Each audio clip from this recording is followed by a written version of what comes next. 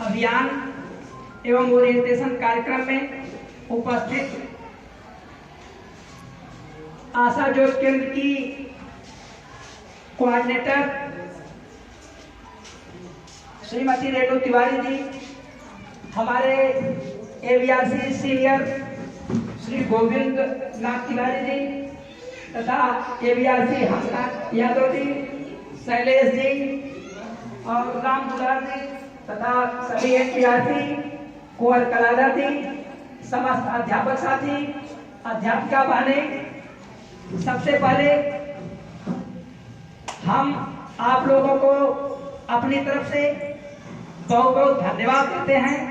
इसलिए धन्यवाद देते हैं कि सभी लोग एक मिशन के तहत बालिका सुरक्षा के लिए क्या कुछ करना है जुटे हैं और आपस में चर्चा परिचर्चा हो रही है कि हम लोग बेहतर क्या करें। एक वर्तमान परिवेश की एक सबसे बड़ी समस्या कह लीजिए बालिका सुरक्षा के लिए दुनिया की आधी आबादी महिलाओं की है। स्वामी विवेकानंद ने कहा था कि महिलाओं को पर्याप्त सम्मान दिए बिना विश्व का कल्याण संभव नहीं है, क्योंकि चिड़िया एक पंख से उड़ान नहीं भर सकती। तो जब चिड़िया एक पंख से उड़ान नहीं भर सकती, आधी आबादी हमारी असुरक्षित रहेगी, आधी आबादी को हम इग्नोर कर देंगे, तो फिर विश्व का कल्याण संभव कैसे है? It is impossible. कहने का मतलब यह है कि सबसे पहले हमें बालिका सुरक्षा के प्रति जागरूक होना होगा। और ये काम कैसे होगा? पिछले पूरे जुलाई महीने बालिका सुरक्षा महीना मनाया गया और सभी लोग, सबकी ड्यूटी लगाई गई।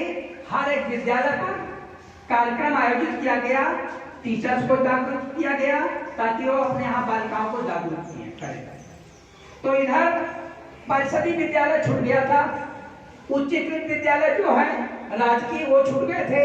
तो सरकार ने उन लोगों को भी कवर करने के लिए हर पीआरसी पर 2 दिन का मीटिंग रखा, हर विद्यालय से 2-2 टीचर्स को। तो उसी के क्रम में आप लोगों को यहाँ बुलाया गया है। तो 2 बातें हैं बालिका सुरक्षा जागरूकता के तहत जो मेरे विचार से बात आती है कि 2 बात होती है। एक तो यह है कि बीमारी के पहले क्या उपचार करना है, ऐसा कुछ किया जाए कि बीमारी आए ही ना। एक बात, ऐसा कुछ काम किया जाए कि बीमारी आए ही ना। लेकिन कभी कभी क्या होता है कि पूरी सावधानी के बाद भी एक्सीडेंटल केस होती है और आदमी बीमार पड़ता है। तो बीमारी के बाद, अगर पूरी सावधानी के बाद बीमारी आती है तो हम क्या उपचार करेंगे? तो हम इन्हीं दोनों बिंदुओं पर बात करेंगे। पहली बात ये होगी कि बीमारी आए ही ना, इसके लिए हम क्या करेंगे? माने बालिकाएं अपने को असुरक्षित महसूस ही ना करें, उनको कोई छेड़छाड़ की बात छोड़िए, कुदृष्ट देख ही ना सके। इसके लिए हमें क्या करना है? इसके लिए सबसे जरूरी काम है कि बालिकाओं को खुद बहुत मजबूत बनना होगा। बालिकाओं को क्या करना होगा? खुद बहुत मजबूत बनना होगा। ये मजबूती कहां से आएगी? सबसे पहले बालिकाएं घर में ही पैदा होती हैं और काफी दिन तक घर ही रहती हैं। तो गार्जियन से हमारा ये आग्रह है कि वो जेंडर डिस्क्रिमिनेशन कतई न करें, बालक और बालिका में भेद कतई न करें। जितनी शिक्षा बालकों को दे रहे हैं उतनी शिक्षा बालिकाओं को दें, जितना सम्मान बालकों को दे रहे हैं उतना सम्मान बालिकाओं को दें, जितनी पढ़ाई पर खर्च बालकों के लिए कर रहे हैं उतना ही बालिकाओं पर खर्च करें, भोजन पर भी उतना, माने ताकि कभी भी बालिकाओं को ये ना लगे कि हमको लड़कों की अपेक्षा उपेक्षा की दृष्टि से देखा जा रहा है या उपेक्षा से बर्ताव किया जा रहा है, जेंडर डिस्क्रिमिनेशन हो रहा है। कारण यह कि समाज में जो प्रथा है जिसको तोड़ना है, लड़कियों की डेथ 3 बार होती है। सामान्य आदमी 1 बार मरता है, लेकिन लड़कियों की डेथ 3 बार होती है। पहली तो तभी हो जाती है जब लड़की पैदा होती है, तो कुछ लोग कोई पूछता है क्या पैदा हुआ है, तो कहें मुंह एकदम नीचे हो जाएगा, कहेंगे लड़की पैदा हुई है। तो पहले दिन तुम्हारी डेथ हो गई, जब आप खुशी के माहौल में बताते नहीं हैं। दूसरा, जब शादी होती है उस समय का माहौल भी लगता है कि जैसे कुछ शोक का माहौल है। तीसरा, जो सबकी डेथ होती है। तो इन सबको खत्म करना है। जेंडर डिस्क्रिमिनेशन पूरी तरह से खत्म हो जाए, ये गार्जियन को करना है शुरुआती तौर पर। दूसरा आता है टीचर, उसमें क्या कर सकता है। इन सारी बातों को टीचर को, बालिकाओं को बताना है, कम्युनिटी को बताना है, क्योंकि टीचर्स जो है वो एक मार्गदर्शक का काम करेगा, आदर्श का काम करेगा। अपनी जितनी भी उनकी बालिकाएं हैं उनको मोटिवेट करेंगे, उनको बताएंगे कि बालक बालिका में कोई भेद है ही नहीं। दूसरी बात, बालिकाओं को और बालकों को भी शारीरिक, मानसिक, नैतिक, आध्यात्मिक और शैक्षणिक इन दृष्टियों से इतना मजबूत कर देना है, शारीरिक, मानसिक, नैतिक, आध्यात्मिक और शैक्षणिक दृष्टि से इतना मजबूत कर देना है कि किसी भी व्यक्ति को हिम्मत ही न पड़े वो कुदृष्टि से देख सके किसी बालिका को। जब वो खुद मजबूत होगी तो किसी के पास हिम्मत नहीं है कुछ करने की या कुछ सोचने की। और जब शारीरिक, मानसिक, आर्थिक, नैतिक और आध्यात्मिक दृष्टि से, शैक्षणिक दृष्टि से मजबूत हो जाएंगी बालिकाएं, तो फिर आगे जाके वो सामाजिक, आर्थिक, राजनीतिक इन सब चीजों से भी बहुत मजबूत हो जाएंगी। फिर समाज भी उनका कुछ जो है 3-5 या उनके साथ कुछ नहीं कर सकता है। तो क्या करना है, पहला काम यह करना है गार्जियन को भी और टीचर्स को भी, जो आपके यहाँ बालिकाएं पढ़ने आ रही हैं उनको शारीरिक, मानसिक, नैतिक, आध्यात्मिक दृष्टि से बहुत मजबूत कर देना है। Empower, clear. अब इसके लिए क्या करेंगे, ये तो उद्देश्य हो गया। इसके लिए सबसे पहले उनकी सोच बदलनी पड़ेगी। क्या करना पड़ेगा, सोच बदलनी पड़ेगी। अब आप ये बताइए कि हम मन है कि शरीर है? मन है। मन वाले हाथ उठाएं। रुकिए, अब आप विकल्प भी बता देते हैं, फिर से चलिए। देखिए, इस बात की चर्चा हम बार बार करते हैं और काफी लोग जानते भी हैं, लेकिन चर्चा इसलिए भी करते हैं कि धीरे धीरे अवचेतन मन में दर्ज हो जाए कि नहीं ऐसा ही है।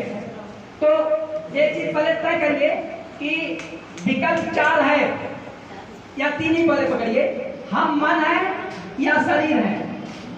तो मन वाले हाथ उठाएं और फिर दूसरा शरीर वाले हाथ उठाएं।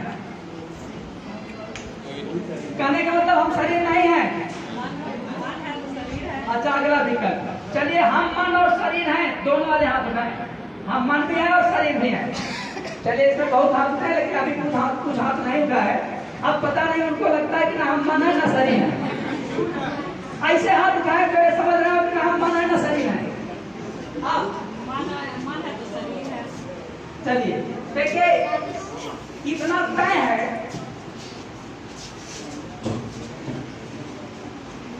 बीच में ब्रेक करते हुए बताते रहे कि पावर एंजल के लिए ब्लॉक ये तय है कि हम मन और शरीर दोनों हैं, क्योंकि अगर शरीर नहीं रहेगा तो मन कहाँ रहेगा, हवा में रहेगा। शरीर है। अच्छा, एक चीज ये भी है कि अगर मन नहीं रहेगा तो शरीर तो निर्जीव रहेगी, उसको तो नाम सत्य वाली तिथि पर जाना होगा। तो हम मन और शरीर दोनों हैं। अब प्राथमिकता तय करनी है कि हम मन जाते हैं कि शरीर जाते हैं। अब मन वाले हाथ उठाएं कि हम मन जाते हैं और या शरीर जाते हैं। पहले मन वाले हाथ उठाएं। अभी कुछ लोगों का हाथ है कि हम शरीर जाते हैं। शरीर जाते वाले हाथ उठाएं। अपेक्षा के शरीर जाते हैं।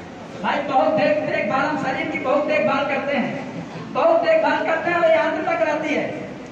तो कुछ लोग अगर ये मानते हैं कि हम शरीर जाते हैं तो उनका मानना भी गलत नहीं है।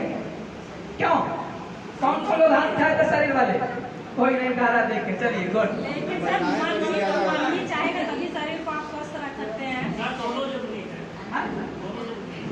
भाई मैंने तो बता दिया कि मन और शरीर दोनों हैं, हम दोनों इम्पोर्टेंट है। केवल वरीयता तय करनी थी कि कौन लोग शरीर को ज्यादा महत्व दे रहे हैं और कौन लोग मन को ज्यादा महत्व दे रहे हैं। तो शरीर वाले कम हैं। चलिए अब हम बताते हैं। बिल्कुल सही है कि शरीर भी इम्पोर्टेंट है और मन भी इम्पोर्टेंट है, लेकिन शरीर की तुलना में कई गुना ज्यादा इम्पोर्टेंट मन है। शरीर की तुलना में कई गुना ज्यादा इम्पोर्टेंट मन है।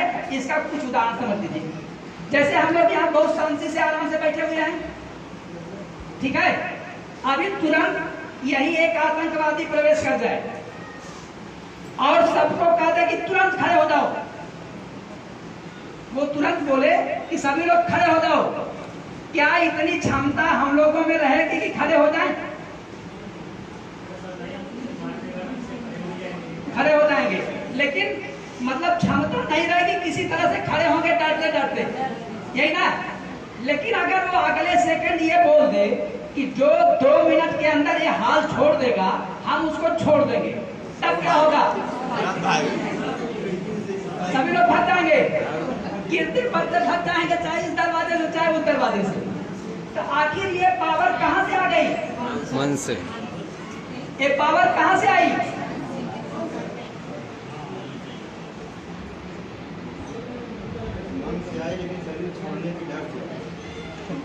ये पावर कहाँ से आई? मन से। मन ने कहा कि यार भाग चलो, बच जाओगे, अगर यहाँ रहोगे तो मर जाओगे। तो कहाँ से पावर आई? मन से। एक और उदाहरण देखिए, मन को अंग्रेजी में लिखिए यमन। Yemen man. मन, यमन को मन भी पढ़ सकते हैं कि नहीं? यमन माइंड माने मन। तो अगर माइंड माने मन होता है तो कहने का मतलब यह है कि माइंड मन ही है। माइंड क्या है? मैं पहले ही बता दिया कि हम दोनों हैं, लेकिन इम्पोर्टेंस नहीं कर रहे हैं, ठीक है। अब अच्छा मैडम, अगर ये आप सोचेंगे तब तो हमारा पूरा कार्यक्रम फेल हो जाएगा। यहाँ हम जेंडर डिस्क्रिमिनेशन 0 कर रहे हैं। हमारा क्या उद्देश्य है? जेंडर डिस्क्रिमिनेशन 0, लिंग भेद 0। यहाँ कोई पुरुष और महिला की बात नहीं हो रही है, ठीक है। सुनिए, चलिए, वो वर्ड अपने उद्देश्य से बनाया गया है, हम उसको अपने उद्देश्य से ले रहे हैं, ठीक है। चलिए, ठीक है, बहुत अच्छी बात। लेकिन तय हुआ कि माइंड मन ही है। एक और, हम किसकी संतान है? मैडम जगह और पीछे आ जाइए। हम किसकी संतान है? मनु की। मनु की। मनु में मन है कि नहीं है? मनु में मन है ना। तो कहने का मतलब इतना तय है कि हम मन ज्यादा है, शरीर कम है। इसीलिए कहा गया है कि मन के हारे हार है, मन के जीते जीत, ठीक है। आइए क्वेश्चन क्या है? मन के हारे हार है, मन के जीते जीत। मैडम क्या मुझे बुलाया गया था? सेकंड मीटिंग वाली है। अब सेकंड मीटिंग वाले को बंद करिएगा। अब सेकंड मीटिंग वाले को ही आराम करेंगे, अभी पाकिस्तान के रहते हैं। चलिए, एक बात तय हो गई कि हम मन ज्यादा हैं, शरीर कम है। इस बात को, जितनी भी बात हम यहाँ शेयर कर रहे हैं, केवल अपने तक नहीं रखना है, इनको उन बच्चों तक आपको कम्युनिकेट करना है जिनके आप गार्जियन हैं, जिनको आप पढ़ाते हैं। तो एक चीज और, मन तो क्लियर हो गया कि हम मन ज्यादा है, शरीर कम है। दूसरी बात आती है एटीट्यूड की। क्या आती है? एटीट्यूड की। अब बताइए, ये सकारात्मक सोच कितना प्रभावी होता है, ये हम आपको एक उदाहरण बताते हैं। एक बार हम ज्ञान वस्तु महाराज जी का मोटिवेशन सुन रहे थे। उनके कुछ शिष्य एक बार उनके साथ प्रवचन के लिए गए थे। तो एक बहुत छोटा सा कमरा था, जितने हम लोग यहाँ बैठे हैं उतना छोटा सा कमरा था। एक लोगों ने कहा कि महाराज इस बार कमरा बड़ा नहीं मिल पाया, ये तो बहुत छोटा कमरा है। उन्होंने कहा यार छोटा कमरा बहुत अच्छा होता है। उन्होंने क्या कहा कि छोटा कमरा बहुत अच्छा होता है, इसमें एनर्जी कम लगती है, लाउड स्पीकर की जरूरत नहीं पड़ेगी, हम आराम से बोलेंगे, सभी लोग सुन लेंगे, घंटों बोल सकते हैं, कम एनर्जी लॉस होगी। बात खत्म हो गई। दूसरे दिन महाराज जी टोरंटो में गए, वहां इतना बड़ा हॉल मिल गया। किसी ने कहा महाराज जी आपको बहुत बढ़िया हॉल मिल गया है, आज यहाँ बहुत अच्छा होगा। कहा यार हाल तो बहुत अच्छा है, यहाँ बहुत सारे लोग बैठ सकते हैं, आराम से मीटिंग हो सकती है। माने अगर छोटा कमरा मिला तो भी अच्छा, बड़ा कमरा मिला तो भी अच्छा, हम उसकी अच्छाई देखेंगे। क्लियर? एक और कहानी सोचिए, इसलिए बहुत अच्छा काम करेगा, आप लोगों का अपना नजरिया बदलने के लिए भी काम करेगा। एक महाराज जी थे, उनके बहुत सारे शिष्य थे, लेकिन महाराज जी के यहाँ एक चीज की कमी थी, उनके पास गाय और कोई अच्छी नहीं थी जो दूध दे और चाय और बढ़िया से बने। जो दूध आता था वो या तो पाउडर का आता था या पानी मिक्स आता था, सही नहीं होता था, चाय भी सही नहीं बनती थी, खाने के लिए भी उनको बड़ी प्रॉब्लम होती थी। एक शिष्य उनको बहुत लाइक करता था, उसके पास एक गाय थी। वो क्या काम किया, अपनी गाय लेके आया और महाराज जी को दिया और कहा, महाराज जी ये गाय आपको दूध के लिए हमने दिया है ताकि चाय और बढ़िया से बन जाए। महाराज जी ने कहा चलिए बढ़िया है, अच्छा किए गाय ला दिए, चाय के लिए प्रॉब्लम हो रही थी, दूध अच्छा नहीं मिल रहा। उस दिन महाराज जी खुश हुए। एक सप्ताह बीता, उस शिष्य के पास, उस शिष्य के घर इतनी प्रॉब्लम क्रिएट हो गई, पत्नी से झगड़ा हुआ, बच्चे नाराज हो गए, उनको दूध मिलना बंद हो गया जो मिल रहा था। महाराज जी के यहाँ तो चाय वो सही मिलने लगी, लेकिन घर गड़बड़ हो गया, दूध ही नहीं मिल रहा था, बच्चे भूखे परेशान हो गए। अब इतना जब प्रॉब्लम बढ़ता हुआ देख के शिष्य ने डिसाइड किया कि हम चलेंगे महाराज जी को अपनी प्रॉब्लम बताएंगे और गाय वापस लाएंगे। वो गया महाराज जी के यहाँ, महाराज जी से कहा कि महाराज मैं तो सोचा था कि घर कोई प्रॉब्लम नहीं होगी, सभी लोग राजी हो जाएंगे, और सभी लोग राजी थे भी, और उनकी सहमति से मैं लाया था, गाय आपको दिया। लेकिन अब प्रॉब्लम इतनी ज्यादा हो गई है घर कि घर के लोग जो है दूध के बगैर परेशान हो जा रहे हैं, बच्चे भी परेशान हो जा रहे हैं। तो महाराज का उत्तर सुनिए कितना बढ़िया था। महाराज जी ने कहा कि गाय तुम आज ही ले जाओ, ये जिस दिन से आई है हमारा आधा दिन इसके मैनेजमेंट में खर्च हो जा रहा है, आधा दिन इसके मैनेजमेंट में खर्च हो जा रहा है। इससे बढ़िया तो हम मोल का दूध ले लेते थे, आराम से भजन भाव करते थे। ये जब से आई है तब से इसकी चारा की व्यवस्था करना, इसके गोबर को हटवाना, और दो एक तो आदमी लगा के हमने व्यवस्था कर रखी है। अब देखिए सामान्य आदमी होता है तो क्या सोचता है, सामान्य आदमी जो महाराज बाद में सोचे हैं वो पहले तो सोचता है। जब गाय आएगी तो सामान्य आदमी सोचेगा अब गाय आ गई है, अब कौन इसका चारा करेगा, कौन पानी करेगा, कौन गोबर हटाएगा, ये सब ताम झाम पहले दिन यही सोचेगा। और जब जाने लगेगी तब क्या सोचेगा, यार इतनी बढ़िया गाय थी, इतना बढ़िया दूध दे रही थी, सभी लोग खा रहे थे, चाय पी रहे थे, अब आज चली गई। माने सामान्य आदमी जब गाय आई तो भी दुखी, और जब गाय चली गई तो भी दुखी। और महाराज जी जिस दिन गाय आई उस दिन भी खुशी, और जब गई चली गई तो भी खुशी। कहानी या बात सेम है दोनों के ऊपर, आखिर अंतर कहां से पड़ा? अंतर सोच का ही है ना, बिल्कुल सोच का अंतर है। और एटीट्यूड जो है, आप एक काम करेंगे मैथमेटिकली अगर कैलकुलेट करेंगे कि a बराबर 1, t बराबर 20 होता है ना, t 20वें नंबर पर है ना अल्फाबेटिकल में, तो इस तरह से आप जोड़ेंगे तो कितना आएगा कोई बताए? एटीट्यूड, इसको कैलकुलेट करके बताइए, कोई जोड़ के बताए, करिए कुछ वर्क करिए। Attitude A double T reasoning बहुत पढ़ाए होंगे बच्चों को, एटीट्यूड का पूरा जोड़ के बताइए। ए हम बता दे रहे हैं, और यू वाले पर जोड़ दीजिए क्या है, वो आई जो है 25 होगा, हाँ जो टी होता है, टी ई होता है, टी आई टी यू होता है, टी यू टी ई। नहीं फिर से समझ लीजिए, हम खाली कह रहे हैं एटीट्यूड की स्पेलिंग लिखिए और अल्फाबेटिकल में किस क्रम पर ये है उसको जोड़ के बताइए कितना आ रहा है। टी ई होता है, खोज लीजिए ना एटीट्यूड। 100 वाले हाथ का कौन जोड़े हैं? Very good. और जितना भी थिंक थॉट, जितने भी आइडिया सब जोड़ेंगे, वो 100 कोई नहीं है, केवल एटीट्यूड ऐसा है जो परफेक्ट है और 100 है। तो जिसका भी एटीट्यूड सही हो गया वो परफेक्ट हो जाएगा। ठीक है, तो आपको क्या करना है, बालिकाओं का एटीट्यूड इतना मजबूत कर देना है, इतना सही कर देना है कि वो सही सोचने लगे, गलत सोचे ही ना। ठीक है, तो एटीट्यूड के लिए अभी हम आपको एक बात बता दें, एक कहानी और सुनिए, अभी टाइम है। 1983 के विश्व कप को कितने लोग जानते हैं? सभी लोग जानते हैं, सभी लोग। गुड। 1983 के विश्व कप में, थोड़ा शांत रहिएगा, 1983 के विश्व कप में इंडिया 137 पर ऑल आउट हो गई थी।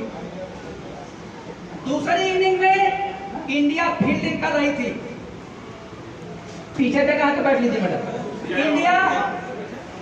इंडिया फील्डिंग कर रही थी और विवियन रिचर्ड्स इतना तेज बैटिंग कर रहे थे कि लग रहा था कुछ ही समय में इंडिया का काम खत्म हो जाएगा और वेस्ट इंडीज जीत जाएगा।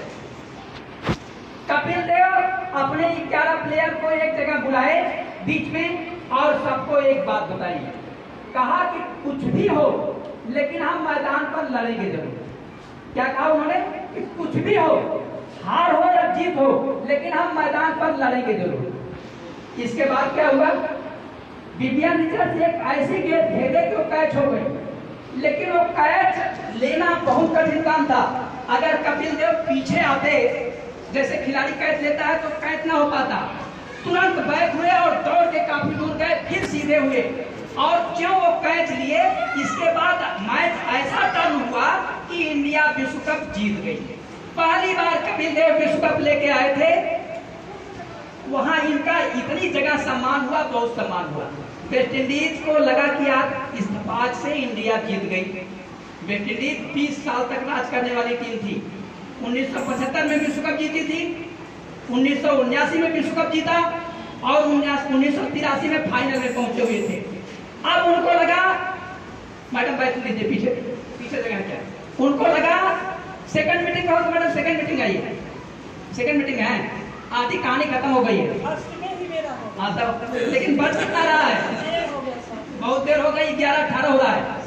जाइए बैठिए, अब किसी को आने मत दीजिएगा क्योंकि कोई मतलब नहीं ना सेकंड मीटिंग में। चलिए, हुआ क्या, मैं क्या कर रहा था? विश्व कप सर। हाँ, कपिल देव को बहुत सम्मान मिला। दरअसल चैन पुलिंग होती है तो फिर से ड्राइवर को समझना पड़ता है कि हम कहाँ पहुंचे थे। तो कपिल देव को इतना सम्मान मिला, पूरी टीम गदगद थी, पूरे देशवासी खुश थे, लेकिन वेस्ट इंडीज वाले पूरा मायूस थे।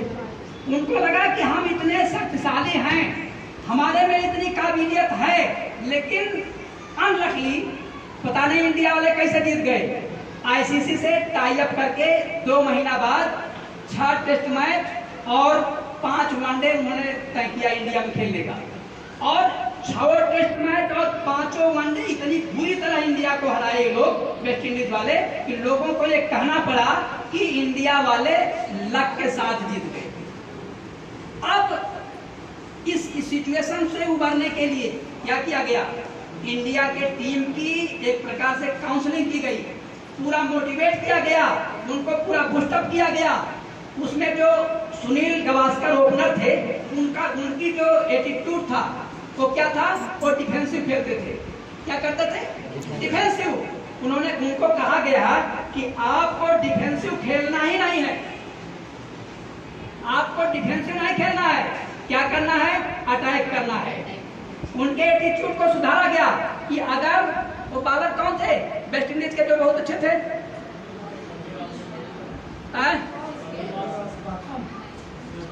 फिर तो बोलिए, जोर से बोलिए यार। मार्च के पहले की बात है। चलिए ठीक है, कौन थे आप? चलिए ठीक है, नाम हमें कंफ्यूज हो रहा है इसलिए हम आपसे पूछ रहे थे। उन्होंने कहा कि जब वो बेस्ट बॉलर हो सकते हैं तो आप बेस्ट बैट्समैन हैं। सुनील गावस्कर को कहा गया कि जब वो बेस्ट बॉलर हो सकते हैं तो आप बेस्ट बैट्समैन हैं। अगली बार जब 6 टेस्ट मैच आईसीसी के तहत तय किया गया इंडिया में खेलने का, तो हारे तो उस बार भी 3 हारे, लेकिन 3 टेस्ट मैच उन्होंने बचा लिया खाली एटीट्यूड के नाते। और जब पहला टेस्ट मैच शुरू हुआ तो सुनील गावस्कर पहले ओवर में ही 4 चौका मारे थे, उसी बॉलर की गेंद पर जो 1 नंबर का बॉलर वेस्ट इंडीज का था, पहले ही ओवर में 4 चौका मारे थे। और वो बॉलर तब कहने लगा कि मैं दुनिया में किसी से नहीं डरता हूं, अगर डरता हूं तो खाली सुनील गावस्कर से।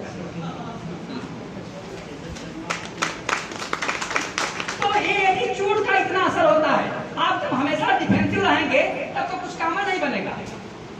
बहुत सारे लोग जो टीचर्स हैं उनको खाली यही लगता है कि यार अब क्या होगा, कुछ नहीं होगा, जो होना है वो वैसा चल रहा है। बहुत सारी चीज हमने देखा है, कोई परिवर्तन नहीं होगा, ऐसा चल रहा है। उनसे हमारा आग्रह है कि पहली बात कम से कम अपनी सोच बदले। एक बात क्या करें, अपनी सोच बदलें। और अगर अपनी सोच न बदल सके तो उनसे एक और हमारा आग्रह है कि वो किसी को हतोत्साहित न करें। क्योंकि रामायण में एक है, रामचरितमानस में, भगवान राम जब वन में गए थे तो उनके साथ कोल भील आके मिले। कोल भील जब वन में भगवान राम से मिले तो उन्होंने एक बात कही। क्या कही पता है? कोल भील ने भगवान से कहा कि हमारा दिन भर का काम, पूरे दिन का काम किसी का बर्तन चुराना और किसी का कपड़ा चुराना है। क्या है? पूरे दिन का काम किसी का बर्तन चुराना, किसी का कपड़ा चुराना है।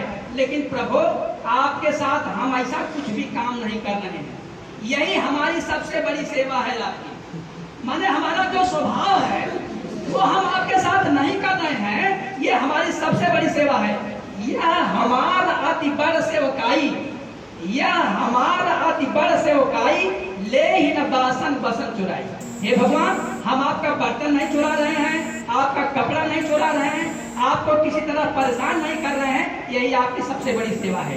तो जो अपना एटीट्यूड नहीं बदल पा रहे हैं हमारे टीचर्स, 1-2%, आधे %, 10%